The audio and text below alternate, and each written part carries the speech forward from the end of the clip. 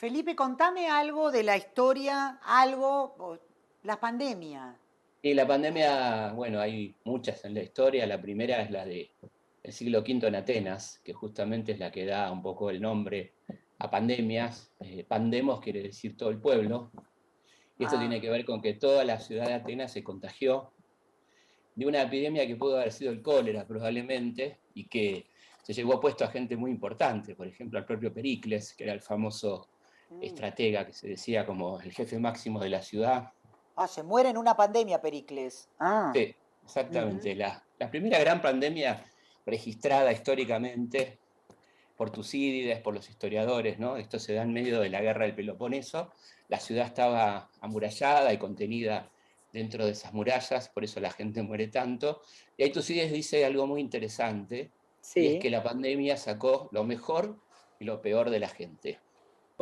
Y el tipo decía, hay etapas, decía, ¿no? de esta pandemia. La primera es la búsqueda de culpables. ¿Quiénes son los culpables? El dedo señalador. El dedo señalador. La segunda, la negación. Es decir, Negación. sí, no, no, bueno, no. No pasa nada. Y la tercera, al tratar de olvidar el episodio, no, esto no pasó, ya está, terminó, ¿no?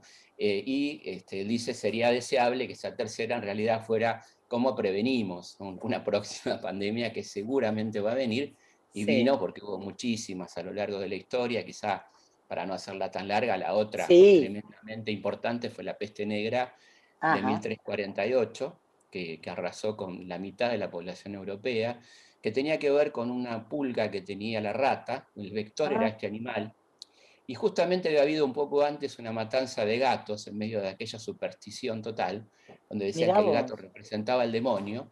Se extendió la peste por toda Europa, y bueno, fue muy importante para el cambio de mentalidad, ¿no? Como ahí empieza a pensarse distinto, la gente empieza a desconfiar de la religión dogmática, Ajá. empieza a desconfiar de la superstición, que evidentemente no dio ningún resultado, empieza a dársele más importancia al cuerpo, a la salud, a los espacios abiertos, y empezar a pensar en la vida, una vida distinta, una vida donde el ser humano sea el protagonista, no tanto Dios y las divinidades, sino el valor de la vida y del ser Sí. humano.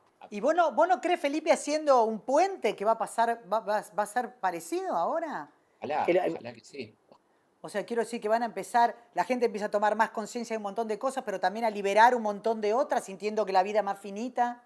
Mm, La verdad que hemos tenido cosas para mirar muy interesantes, ¿no? mm. Por ejemplo, la pérdida de contaminación del mundo, que se descontaminó en el 2020 de manera extraordinaria, ¿no? Con Ujú. los no vuelos, con la ausencia de Sí, tanta sí. contaminación, la descontaminación de los mares y los ríos, cosa que debería. Sí, la simple no basura en la calle, quiero decir, de tirar, ¿no?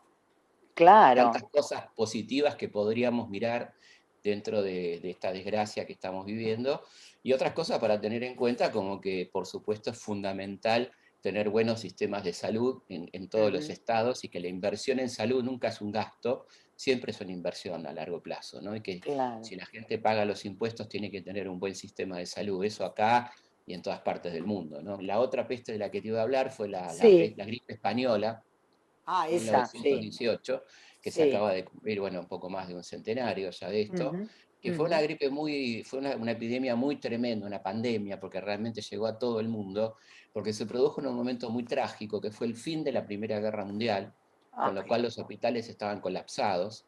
Es una injusticia decir gripe española, porque en realidad era una gripe que venía de una base norteamericana de Kansas. En plena guerra, los norteamericanos eran aliados de los franceses y los ingleses, llevan la peste a Europa. Como era una claro. guerra mundial que abarcaba todo el mundo, se expande rápidamente por el mundo. ¿Y qué pasó? ¿El primer infectado fue en España? No, no, lo que pasa es que como los países beligerantes, Francia, Inglaterra, etcétera, Estados Unidos, mentían sobre la cantidad de muertos para no complicar la situación porque seguían en guerra, España no era beligerante, no estaba en guerra, y contaba la verdad de los datos que eran alarmantes. No. Y como los cables llegaban de España, se decía la gripe española, ¿no? Como, Ay, no, no, perdón mi ignorancia, no sabía eso. Increíble. esto fue en Ah, 1918.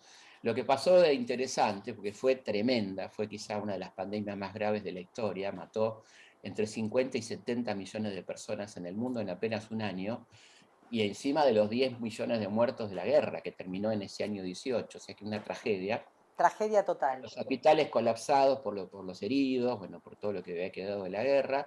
Entonces se empezó a plantear un cambio fuerte en el modelo de salud. Inglaterra fue el primer país que armó un modelo de salud nacional, con mucha inversión del Estado. Se empezó a plantear una nueva arquitectura y el modelo Le Corbusier de grandes ventanales, que entre el sol, que circule el aire, mucho parque y plaza, planificando las ciudades, es decir, un Sí, cambio muy cambió todo. positivo. Un Sí, cambio muy sí. positivo, Mm.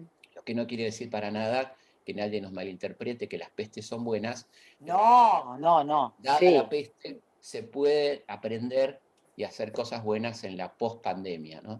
Bueno, eso es un libro abierto. ¿Estás escribiendo algo? ¿Vas a escribir algo? ¿Va a quedar algo marcado en piña Sí, sí, en los estoy libros? haciendo una especie de crónica de la peste para tenerlo, para en Sí. algún momento hacer algo. Me pareció muy interesante todo lo que se vio, toda la Ujú. locura y la cosa interesante, los debates piolas que se dieron, ¿no? Más allá de toda la demencia de los que hablaban de no vacunarse y todo eso.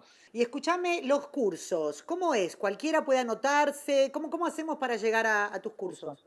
Cualquiera puede anotar, si se puede anotar, porque son tramos mensuales. Las clases duran 2 horas, hacemos 1 hora y media de clase con material fílmico. En la última media hora abro un vinito y contesto preguntas de la gente, que es un momento muy lindo de ida y vuelta. Así que la pasamos genial. Miércoles a la noche es una sana costumbre.